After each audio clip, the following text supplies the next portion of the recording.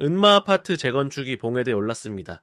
4,400세대에서 최고 49층, 5,150세대 신축, 은마는 대치동 학원가 바로 옆에 있습니다. 은마 재건축되면은 학원가는 더 커질까요? 재편될까요?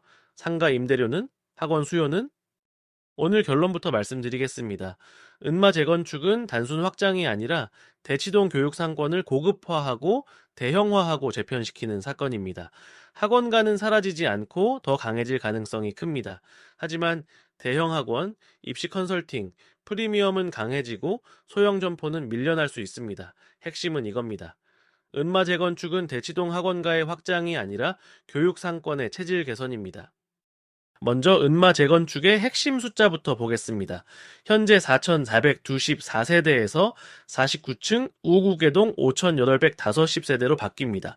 공공임대 909세대, 공공분양 195세대가 포함되고 공원, 공영주차장, 도서관이 새로 들어옵니다. 그리고 가장 중요한 건 대치동 학원가와 바로 붙어 있다는 점입니다.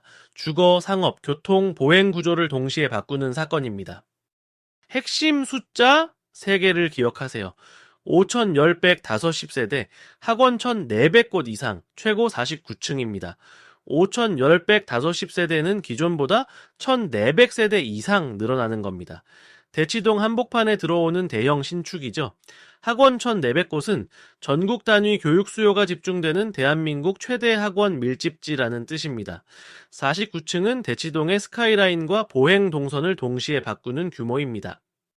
은마와 대치동 학원가는 도보 5분 이내로 직접 연결됩니다. 대치역 3호선 교통, 학원가 1,400곳 밀집, 공원과 공영주차장, 학부모 상권까지 모든 게 겹쳐 있습니다. 은마 재건축은 주거, 교통, 상업, 보행을 동시에 바꾸는 사건이고 학원가 바로 옆이라 파급력이 다릅니다. 대치동 학원가가 얼마나 강한지 먼저 봐야 합니다. 학원 1,400곳 이상, 전국 단위 교육 수요가 집중됩니다. 학생은 수업, 학부모는 상담, 거기에 입시 컨설팅, 스터디 카페, 분식, 교재, 독서실까지 하나의 생태계를 이루고 있습니다. 핵심은 목적성입니다. 전체 학생 수는 줄어도 상위권 교육 수요는 오히려 이 자리로 더 몰립니다. 하지만 먼저 올 것은 충격입니다. 첫째 4,400세대 이주입니다. 주변 전월세 시장에 단기 압력이 생기고 학원가 수요가 일시적으로 감소할 수 있습니다. 둘째, 공사기간 교통 부담입니다. 보행 동선이 바뀌고 학원가 접근성이 일시적으로 떨어질 수 있습니다. 셋째, 은마상가 권리관계 정리입니다. 기존 소형 점포가 이전하거나 폐업할 수 있고 상가 구조가 재편됩니다. 그런데 중장기적으로 보면 학원가는 결국 더 강해질 가능성이 큽니다. 4가지 축이 있습니다. 첫째, 세대수 증가입니다. 4,420, 4에서 5,000, 850으로 1,400세대 이상 늘어나면 학원 수요 기반이 커집니다. 둘째, 신축 프리미엄입니다. 고소득 가구가 유입되면 교육비 지출 여력도 올라갑니다.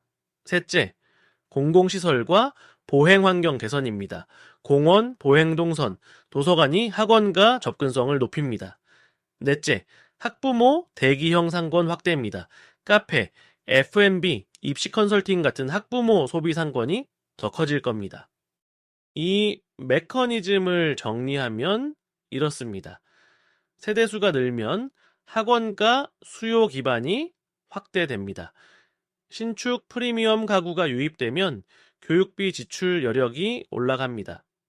보행 환경과 공공시설이 좋아지면 학원가 접근성과 체류 시간이 늘어납니다. 그리고 상가가 재편되고 임대료가 오르면 소형은 퇴출되고 대형과 전문 학원이 강화됩니다. 수요 기반 약화가 아니라 교육상권의 고도화입니다. 과거 사례를 보겠습니다. 청실아파트가 레미안 대치팰리스로 재건축되었고 2015년에 입주했습니다. 학원과 접근성이 프리미엄이 되었습니다. 84제곱미터 기준 14억에서 지금 40억대까지 올랐습니다. 재건축이 학원가를 약화시키지 않았습니다. 오히려 신축과 학원가가 결합되면서 주거 프리미엄이 강화된 겁니다. 목동과 잠실 사례도 봐야 합니다.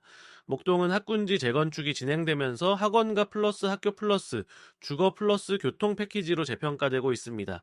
잠실 주공 5단지는 상가 권리 관계가 사업 속도를 좌우하고 있습니다. 은마의 핵심도 마찬가지입니다. 대치동 학원가와 어떻게 연결되느냐가 은마 재건축의 가치를 결정합니다. 여기서 이런 질문이 나옵니다. 은마 재건축하면 학원가 약해지는 거 아닌가요? 이주하면 학생이 빠지고 공사하면 접근성이 떨어지잖아요. 단기적으로는 맞습니다. 하지만 중장기는 다릅니다. 레미안 데치펠리스가 그 증거입니다. 재건축 완료 후 학원가 수요는 오히려 늘었고 신축 프리미엄과 학원가 접근성이 결합되어 가격이 14억에서 40억대로 올랐습니다. 그래서 핵심 판단을 정리하면은 이렇습니다. 면적으로는 제한적 확장이지만 구조적으로는 강한 재편입니다. 소형보다 대형과 전문 학원이 강해집니다. 저층 상가에서 학생 소비와 학부모 소비가 분화됩니다. 학부모 대기형 상권이 확대됩니다. 교육 서비스가 프리미엄화됩니다. 더 넓어지는 상권이 아니라 더 비싸지고 전문화되고 선별되는 상권입니다. 물론 리스크도 봐야 합니다. 첫째, 분담금입니다. 공사비가 오르면 조합원 분담금이 늘어나고 사업성 계산이 달라질 수 있습니다. 둘째, 상가 협의입니다. 은마상가 권리관계 정리가 사업 속도를 좌우합니다.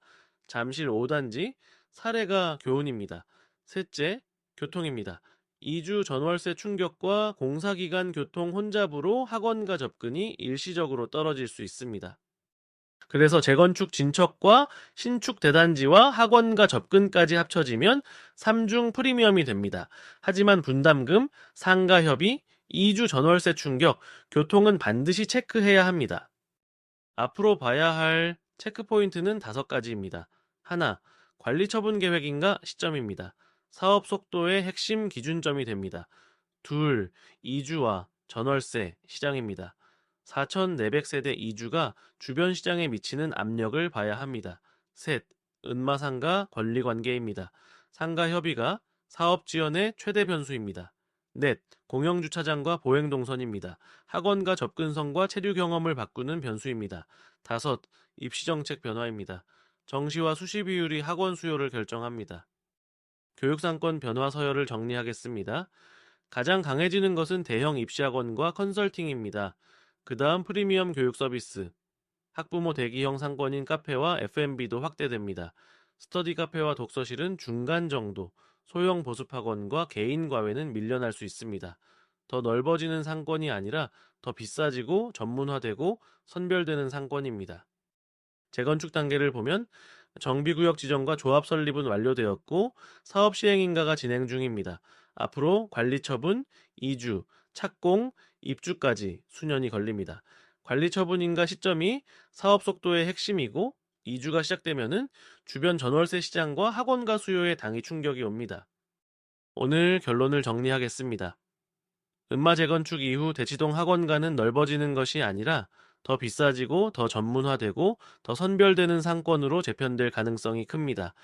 단기적으로는 이주와 공사 충격이 먼저 옵니다. 중기적으로는 상가가 재편되고 고급화됩니다. 장기적으로는 교육상권 프리미엄이 강화됩니다.